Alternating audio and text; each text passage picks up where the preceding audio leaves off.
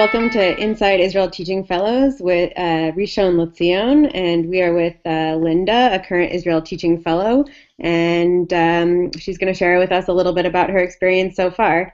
So, Linda, can you tell us a little bit about how you heard about Israel Teaching Fellows, why you decided to participate, and why you picked Rishon LeZion? Well, I actually went on Birthright last summer, and they took us to this like career fair, and I was just like, I wasn't really interested. I was like, well, I already know I'm finishing school. Like, I'm not gonna do grad school in Israel. Like, my major is education. Like, none of this is gonna apply to me. So I ended up just talking to the girl in the first booth, and she's like, oh, we have this teaching program. You can come to Israel. Like, you should check it out. And I was like, yeah, why not?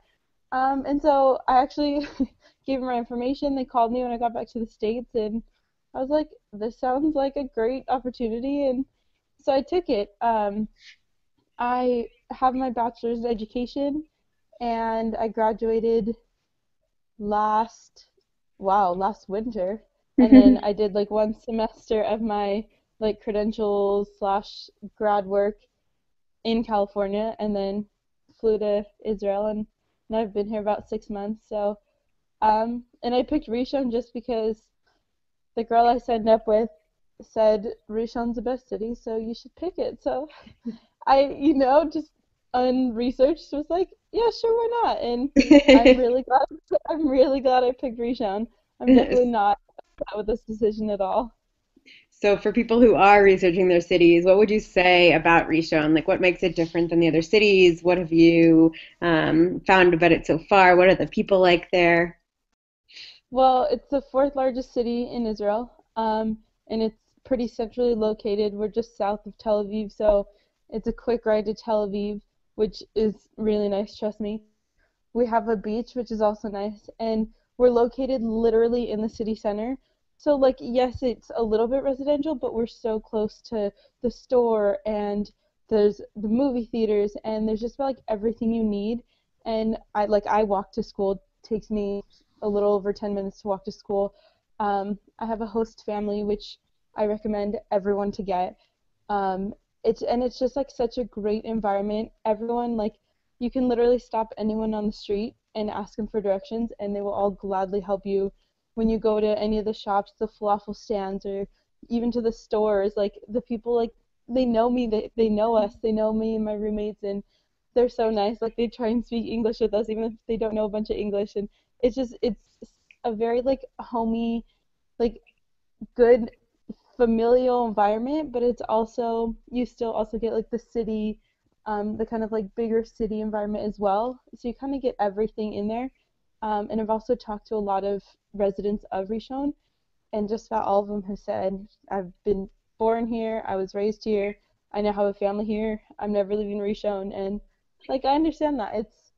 It's a great location. I recommend it for everyone, and the schools are great here too. Yeah, you mentioned the schools. Can you talk a little bit about what your daily work is like in the classroom, like what kind of students you work with, and what your relationship is like with the English teachers? So I have two English teachers at my school. One is like the main teacher, and then the other one is like, I guess, the other teacher. I work directly with like the head English teacher, and originally she had told me, oh, I'll give you this student because he needs a little extra work, but don't worry, you'll get the advanced kids. And I was like, you know what, like I would rather work with the struggling kids. I feel like they need it most, and like that's where I can make the biggest impact. So that's actually what I do. I work with the kids who are struggling the most in English. So basically, I have different kids every day and every period, but like the same kids every week. So, like Monday, for instance, I go in and I have a group from fifth grade of struggling kids, and then second period I have fourth grade special needs, and then third period I have sixth grade, and then fourth period I actually have one advanced group of sixth grade. So all in all, I have three advanced groups, but I think I work with between like, I think I've counted like 50 to 60 different kids in a week, and Wow. it's amazing. I honestly love it. The kids, most of them are like struggling in English, so a lot of them don't have English because I work between third to sixth grade. And so you just kind of like find a way to communicate with them. and like I don't know a ton of Hebrew, but I've actually learned a lot from them, and like the kids really appreciate when I'm trying. Like I can't instruct them in Hebrew, but I mean you can instruct them enough with hand motions in English, and obviously they pick up a lot of English just from that. But like I'll say a word or two here or there in Hebrew, and they really appreciate like me trying to use Hebrew, and it makes them want to teach me, and it makes them want to learn English more, and it's such a rewarding experience. Like it's not always you don't always have the instant gratification, but like a lot of times I'll be working with a kid and it can be a really tough kid, and I'll feel like, oh, maybe I didn't really get through to them. And then I see my teacher the next period and she's like, oh, he came back to class and he was so excited and he said that you taught him this. And so like you don't always see it, but like the kids really are just like the sweetest things ever. I and honestly, it's like makes my day every time I go into school. I can wake up in kind of like a bad mood, like, oh, I don't want to go to school. I get to school and like it's just like the best day ever, every single day. These kids literally like make my day. I get so excited talking about it. I come home and I have to tell all my roommates, I worked with these kids and oh my gosh, and like my big thing is like the date. Like they have to tell me the date every morning. I have a little back like calendar on my backboard. All the kids know they come into my class. Okay, let's go to the backboard. Tell me today is, tomorrow will be, yesterday was, and then the month, the day, and da da da. And so then I go to the board and okay, what's the date? Monday, February 5th. And the hardest thing for them is saying 2014 now, 2014. So they tell me in Hebrew and I okay in English. And so like just repeating it, repeating it, repeating it. And I remember the first day that I think it was one of my fifth grade, it was two of my fifth graders. And so they said the date, and they're like, whatever, December 17th. And I was like, in the year? And they're like, 2013. And I was like, oh my gosh, like, it was like the most exciting moment. Like, it's probably the littlest thing, but like, I was so excited. And it just like, it made my day, it made my week. I was like so proud of them. And it's like little things like that. And it's such a rewarding experience, and my teacher is amazing. She is so supportive, and like we're in constant communication, which makes all the difference. Like she'll tell me this is going on, this isn't going on, hey, we need to do this, let's do this. And I have a really good relationship with her, and that's also like a huge part of why this is such a great experience as well. That's awesome. What advice would you have for future fellows going into schools when they first get started?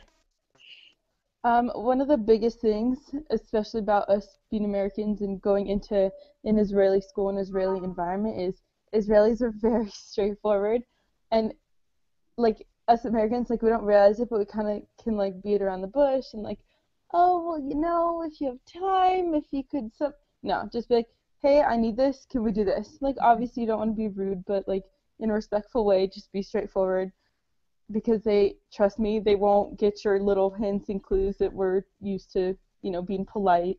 Um, really, just be straightforward. If you need something on the first day, make an effort, talk to the guard, the principal, all the teachers you can, because I mean, I'll go into the teacher's room and even if the teachers don't speak a lot of Hebrew, they say good morning to me and we have a short little conversation in broken Hebrew, broken English, and it really is a huge part of the experience. So be straightforward, tell them what you need from the beginning, be straightforward, and honestly, it will, and make sure you have great communication with your teacher because, again, that makes all the difference. Cool. Do you do a secondary volunteering project outside of the classroom? Yeah, I do. I actually, a lot of people, even people that live here and have lived here forever, don't know that there's a farm in Rishon, Wow. and I actually work at this farm. It's right near, I don't know if how well you know Rishon, but it's right by the train station here, Rishonim. So I could take a bus, but it's like half an hour walk, so I'd just rather walk. And it's a horse farm that like rehabilitates horses. So they get horses that have been abused or that like there's some they found in a lake and some people just keep their horses there. So I go there once or twice a week and I basically just help feed the horses, I'll let the horses out, clean up, just like do whatever they need. This place is run like purely by volunteer work. They also have like kids that come from like the middle school and high school that are kind of like troubled that they have like work they kind of like work with the horses also, just to kind of like keep them off the streets or keep them out of trouble. So I get to see, and I've gotten to know some of the middle school and high school kids as well. And so they kind of like work on their English with me, which is really cute. So it's a cool experience. It really is. That's great. It must be like a nice break to be teaching a lot, but then also get to do another type of volunteering in the community. Yeah, and I love the horses, and they're like I see a lot of the same people when I'm there, and like, oh, how are you? And like, okay, you teach me English, I teach you Hebrew, and it's like, okay, sounds good. It's really cute. Great. So, can you talk a little bit more about Rishon and also like your living situation? How many other fellows are there with you, and what do you guys do for fun?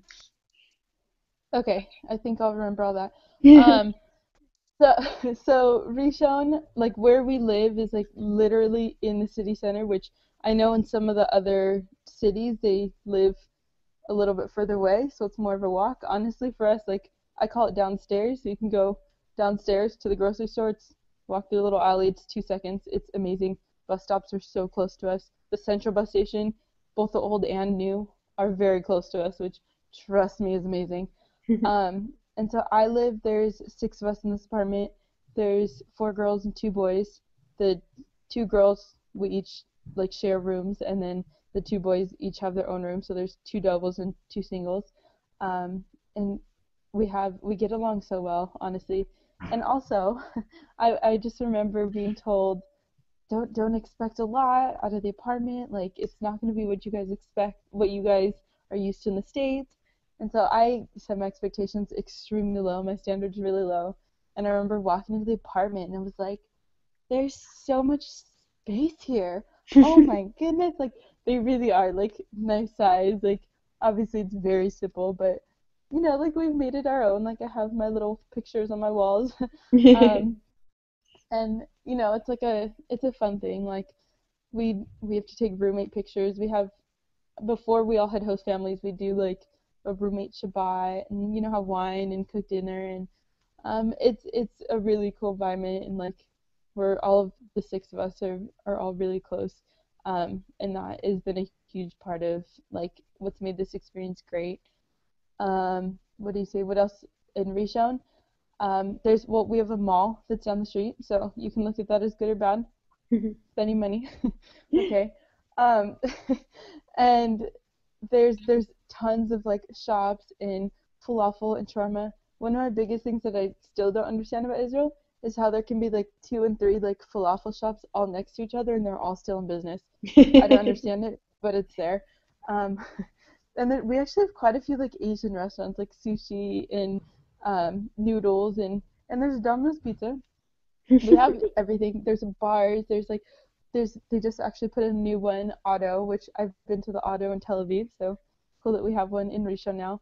And there's this, it's called the Old Industrial Area, which is also walking distance from us, and it's like a refurbished it used to be an industrial area, and so now there's like nice restaurants and like bars and clubs, and it's really cool. You kind of have everything you could want in Rishon, but we do like to spend a lot of time in Tel Aviv also. Tel Aviv has the shuk, so we do like to go to the shuk, and just a lot of times we'll go to Tel Aviv on a Friday. Going to the Tel Aviv port is so cool. They have like this little outdoor slash indoor farmers market. You can just sit, have a coffee, people watch. It's probably one of the funnest things to do is literally just sit with a coffee outdoors in Tel Aviv and people watch because nowhere else has people like Tel Aviv. It's it's so much fun. Jaffa Port is also a lot of fun. Old Man in the Sea, amazing restaurant, let me tell you.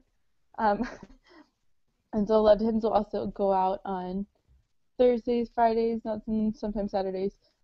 Like go out to clubs, and you can go out in the old industrial area, or we'll go out in Tel Aviv, and it's a lot of fun. There's so much to do. Nightlife here starts really late, so that's something we kind of got used to. Just leave our house extremely late, later than I'd like to admit to. And then everything in Tel Aviv is just open till forever. I don't think anything closes. So like we have Benedict, which is an amazing breakfast place at 5, 6 in the morning, and it's packed no matter any hour of the day. Um, so there's so much to do. There's so much to see.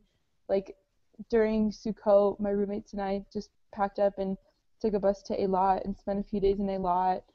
Um, and also part of being in Rishon or Petah Tikva, because they're like our sister city, is like we're part of Israel Experience, so we take a lot of trips. I just got back from the Negev, which is so cool.